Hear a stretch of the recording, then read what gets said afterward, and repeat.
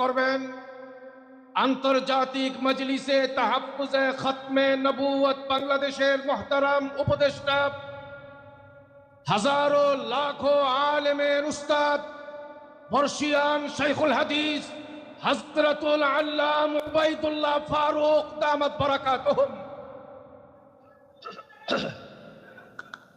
আলহামদুলিল্লাহি রাব্বিল আলামিন والصلاة والسلام على خاتم النبيين وعلى آله وأصحابه أجمعين أما بعد আমি শুধু দুইটা প্রোগ্রামের মশওয়ারা দান করব মুরব্বীদের কাছে।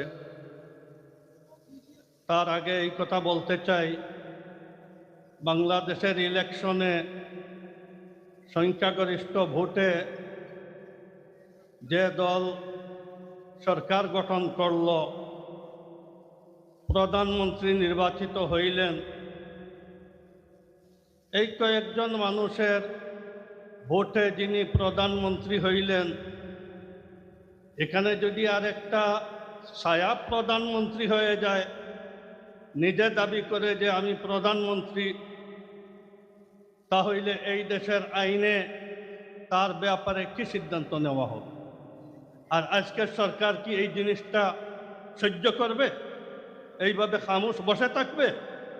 তাহলে যেখানে আল্লাহ তাআলা বললেন মুহাম্মদ সাল্লাল্লাহু আলাইহি ওয়াসাল্লাম খাতামুন নবিয়্যিন, এই দেশে এই ধরনের আরেক গোষ্ঠী নবুয়তের দাবি করতেছে, তাহলে এই বিএনপি যারা করেন, যারা মন্ত্রী সভায় আসেন, এনাদের তো এর চাইতে বেশি গায়ে লাগা দরকার যে এইটা সহ্য করা যাবে।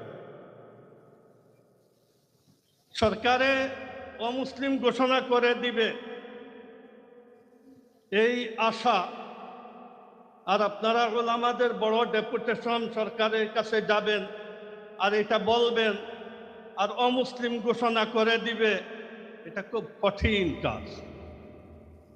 যার কারণে আমার প্রোগ্রাম, যারা ছোটবেলার থেকে ইসলামের স্লোগান দিতে দিতে রগরেশায় ইসলাম ঢুকাই ফেলছেন, জামাতে ইসলামী, তেনাদেরকে আমি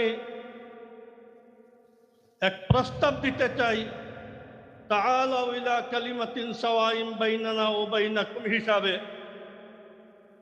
যে জরুরিয়াতে দিনের ব্যাপারে জামাতে ইসলামী মুসলমান, আমরা যেভাবে রাসূল সাল্লাল্লাহু আলাইহি ওয়াসাল্লামকে খাতামুন নবিয়্যিন মানি, জামাতে ইসলামের ভাইরাও রাসূল সাল্লাল্লাহু আলাইহি ওয়াসাল্লামকে খাতামুন নবিয়্যিন মানেন। যার কারণে এই সংসদের মতো অতীতে কোনো সংসদ আসে নাই, সামনের কথা তো বলা যাবে না, এখানে ইসলামের লাখ লাখ বার ইসলামের তসবিহ জপনেওয়ালা